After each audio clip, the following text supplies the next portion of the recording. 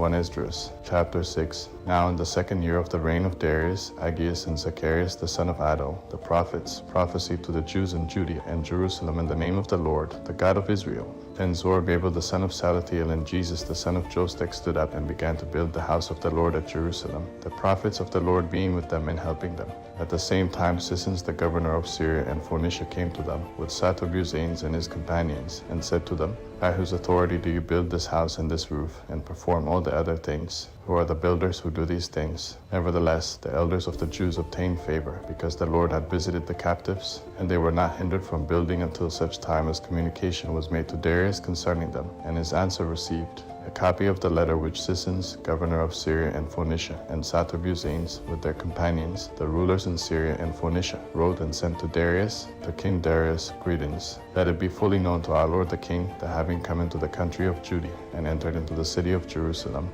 we found in the city of Jerusalem the elders of the Jews that were of the captivity, building a great new house for the Lord of hewn and costly stones, with timber laid in the walls. Those works are being done with great speed. The work goes on prosperously in their hands, and it is being accomplished with all glory and diligence. Then asked we these elders, saying, By whose authority are you building this house and laying the foundations of these works? Therefore, to the intent that we might give knowledge to you by writing who were the leaders, we questioned them, and we required of them the names in writing of their principal men. So they gave us this answer, We are the servants of the Lord who made heaven and earth. As for this house, it was built many years ago by a great and strong king of Israel, and was finished. But when our fathers sinned against the Lord of Israel who is in heaven, and provoked him to wrath, he gave them over into the hands of King Nebuchadnezzar of Babylon, king of the Chaldeans. They pulled down the house, burned it, and carried away the people captive to Babylon.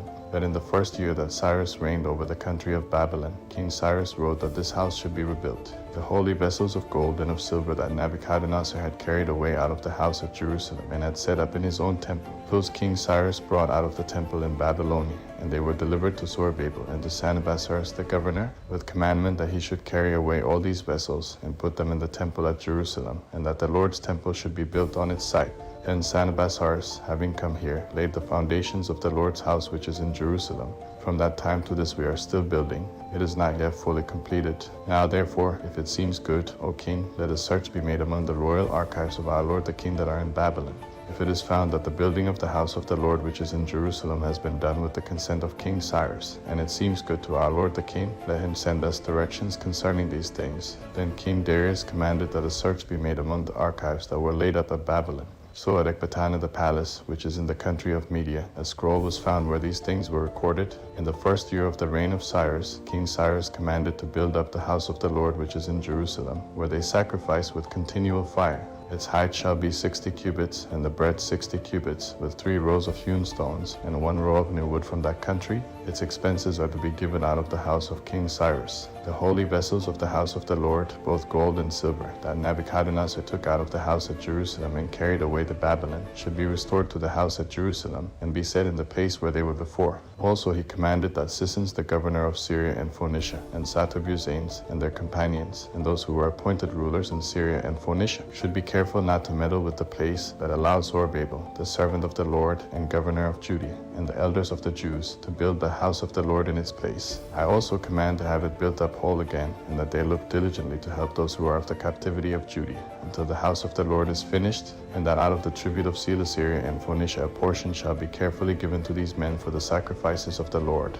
That is, to Zerubbabel the governor for bulls, rams, and lambs, and also corn, salt, wine, and oil, and that continually every year without further question, according as the priests who are in Jerusalem may direct to be daily spent, that drink offerings may be made to the Most High God for the king and for his children, and that they may pray for their lives. He commanded that whoever should transgress, yes, or neglect anything written here, a beam shall be taken out of his own house, and he shall be hanged on it, and all his goods seized for the king. Therefore may the Lord, whose name is called upon there, utterly destroy every king and nation that stretches out his hand to hinder or damage the house of the Lord in Jerusalem. I, King Darius, have ordained that these things be done with diligence.